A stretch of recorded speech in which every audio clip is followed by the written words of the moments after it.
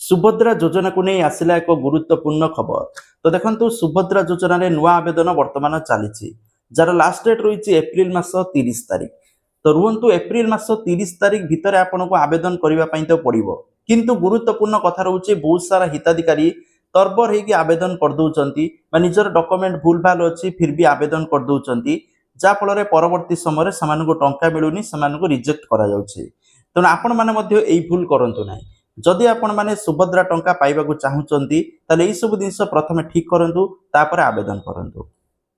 प्रथम जिनस रोचे निज बैंक खाता आधार कार्ड लिंक थिबा दरकार।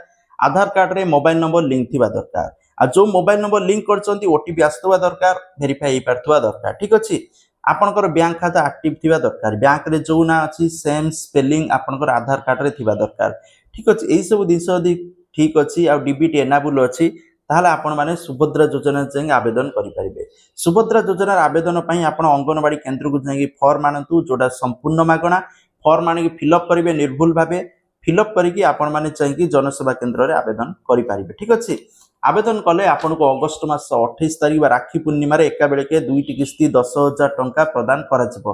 ता सहित पंचम पर्याय किस्ती 5,000 टंका लेखाएं समस्त महिला को प्रदान करा जिवो बोली तथ्य रहउछि। आ सुभद्रा योजना रे सब हिताधिकारी ना कटुची आ धीरे धीरे कटिबा पई जाउछि कारण प्रथम जतलो सुभद्रा योजना आवेदन होला बहुत सारा हिताधिकारी आवेदन कर दैथिले जाफल सेतबेले एते भेरिफाई हेइ नथिला जाफल प्रायतः समस्त को पैसा मिल जाइथिला। वर्तमान जिते भेरीफाई होची बहुत सारा हिताधिकारी ना कटि जाउछि विशेषकर जो माने इनकम टैक्स देउचंती सेमानकर ना मध्य कटिबो। धरंतु आपन हस्बैंड इनकम टैक्स देउचंती जॉब करचंती तो आपण को नाटे कटिबा आपण को टंका मिलिबो। एबले बहुत सारा हिताधिकारी पैसा हाथ दउथले सेमानक ना को काटि दिया जायछि। सेकंड दिनस जदि आपनकर 4 व्हीलर अछि ताले मध्य आपनक ना को एथिरे काटि दिया जिवो। जदि आपण माने पेंशन पाउचंती गवर्नमेंट रे कोनोसी अछंती ताले मध्य आपनक ना आपनक घरे जदि केही भी अछंती ताले मध्य आपनक ना कटि जिवो। आ जदि आपनक राशन कार्ड नाही तथापि आपनकर ना कटि जिबार चांसेस रहउछि।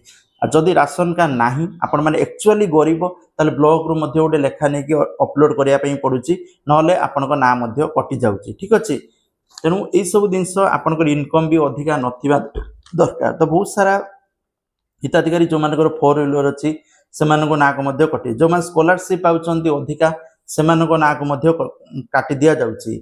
आ बहुत सारा हिताधिकारी एमिति अछंती जो मानकर बयस हेनी सेमान आवेदन कर दैचंती सेमानक ना को काटि दिया जायछि। आ बहुत सारा पुरुष हिताधिकारी मध्य सुभद्रा योजना रे आवेदन करचंती सेमानक ना को काटि दिया जायछि। तेबेले बहुत सारा हिताधिकारी ना को काटि दिया जायछि आपण माने जाई अयोग्य तालिका रे चेक करि परिबे। आ सबले आपण माने स्टेटस चेक करिवे स्टेटस चेक कले आपण माने जानि परिबे जे आपनकर वर्तमान कोन एक्टिव अछि कि नाही।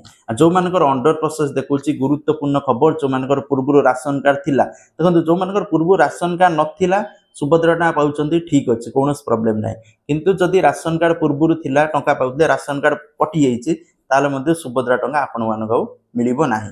आ जदि आपण माने एक्चुअली गरीब किंतु राशन कार्ड भूल बसत कटिछि आपण माने ब्लॉक वीडियो नले जन अभियोग सुनाले भाग नै कि आपण माने पुनी थरे निज ना को ऐड करि परिबे। तो इथिला इन्फॉर्मेशन थैंक यू जय जगन्नाथ।